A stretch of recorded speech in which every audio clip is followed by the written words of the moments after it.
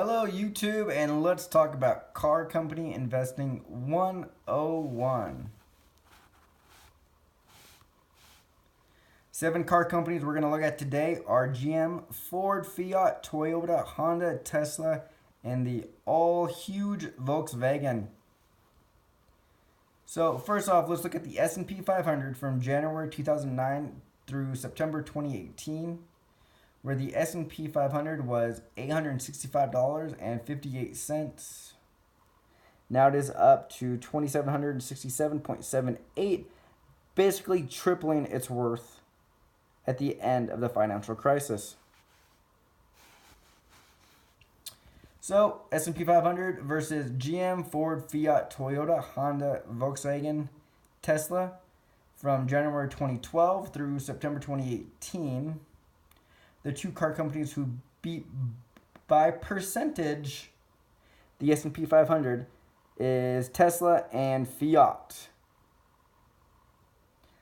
This time the S&P began at 1,300 and some change on January 1, 2012, and again finishing around 2,700. 2009, Tesla, Ford, and Fiat both rose above the S&P 500. This was in January 2009 through September 2018, where the S&P 500 began at $865.58. Let's take in consideration that Tesla may not have been a publicly traded company or the adventurous company it is today with Elon Musk. 2007, Tesla and Fiat. So let's say just Fiat beat the S&P 500, where the S&P 500, this was before the crash, was 16.42.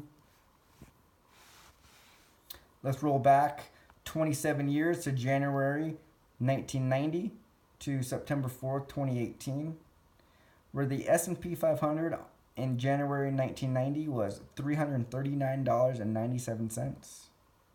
Again, today it is basically 27 and some change. So in 28 years, the S&P 500 grew that much. Let's take a closer look at the car companies we are discussing. We have General Motors, stock ticker GM. They have Buick, Cadillac, Chevrolet, GM Holding, and Wuling. Interesting fact, GM was founded in September 16th, 1908 as a holding company in Flint, Michigan. We have Ford, stock ticker F. They have Ford, Lincoln, and Motorcraft.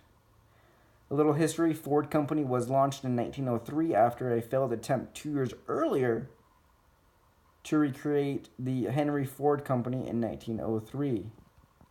Henry Ford, thus 2 years later, created the Ford Company. We have Fiat, stock ticker FCAU. They have Chrysler, Dodge, Jeep, Ram, Mopar, SRT, Alfa Romeo, and Fiat. Fact, in 1925, the Chrysler Company was founded as a result of a reorganization of the Chrysler Corporation, thus years and years and years later bought out by Fiat. We have Toyota, stock ticker TM. They have their counterpart on the luxury side called Lexus. They have a subsidiary of Toyota called YAHOO Motors. They own a stake in Subaru, a stake in Isuzu, and also a stake in Daihatsu. A little history about Toyota. After a Model G was invented in 1924, a 1929 patent for the automatic loom was sold. Then production of the Toyota Automotive in 1933. Finally, in 1937, the Toyota Motor Company was registered. Honda. They have cars, motorcycles, power equipment such as long pumps, small engines, and more. They have robots, boat engines, and jets. So Honda, as you know, has Honda and their luxury line, Acura. Fact, Honda has a unique and vast history culminating to a beginning in 1948. If you want to read more history about Honda, they have long ties to Toyota. We have the new kid on the block, Tesla. So what they have going for them is expansion into Shanghai. They want to produce a first car in their new Gigafactory in 3 years. Tesla Model 3, they just announced a cheaper price point. Tesla semi-trucks. Leading technology and AI chip for their vehicles. And their revolutionary factories.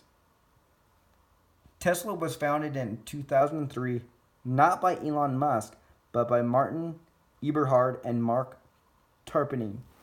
Elon joined shortly afterwards. So just some FYI for you. We have Volkswagen, the big player.